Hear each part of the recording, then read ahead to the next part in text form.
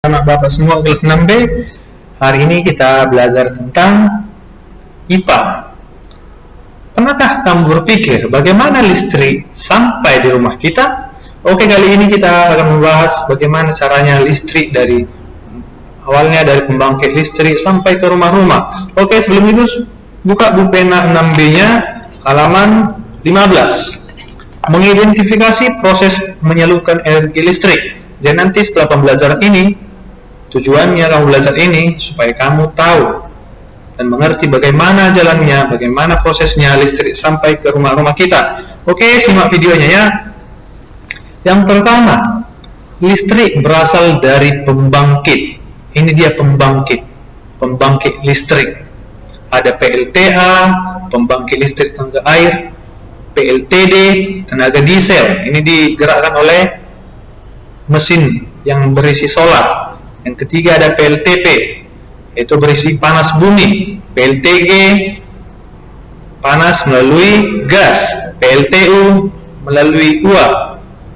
Dan yang terakhir PLTGU melalui gas dan uap. Itulah dia pembangkit listrik. Kemudian dari pembangkit listrik, tegangannya ini masih besar. Masuklah ke trafo. Nah, masuk ke keterangan di halaman 15. Energi listrik yang dihasilkan oleh pembangkit listrik siap untuk disalurkan ke pabrik gedung perkantoran. Sebelumnya masuk dulu ke trafo yang pertama. Dia trafo yang untuk mengatasi tegangan tinggi yang dari pembangkit tadi.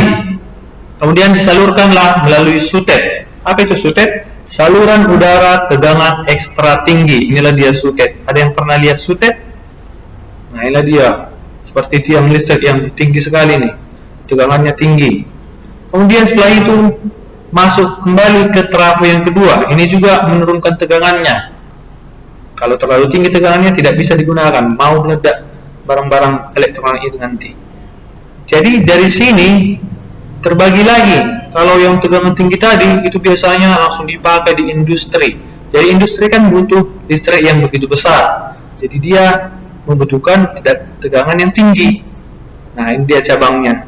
Kemudian setelah dari trafo yang kedua tadi, masuklah ke tiang listrik yang sering kita lihat.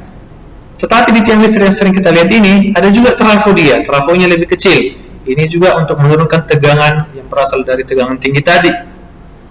Kemudian setelah dari sini, karena tegangannya sudah normal, kemudian masuklah ke lingkungan bisnis. Bisnis ini biasanya ada yang perusahaan-perusahaan kecil, tidak seperti industri ya. Itulah untuk urusan bisnis.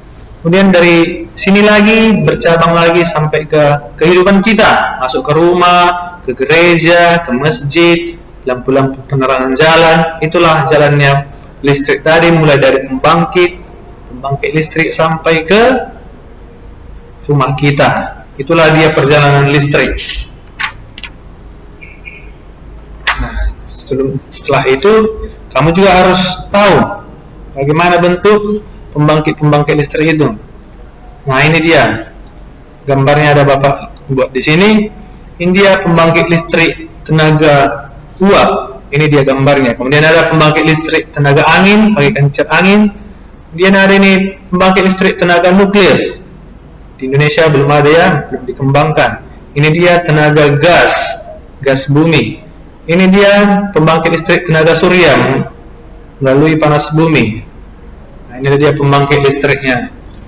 Kalau di Sumatera Utara ini kita masih menggunakan pembangkit listrik tenaga air, yaitu berasal dari pembangkit listrik di Sigura-gura. Itulah sumber listrik kita.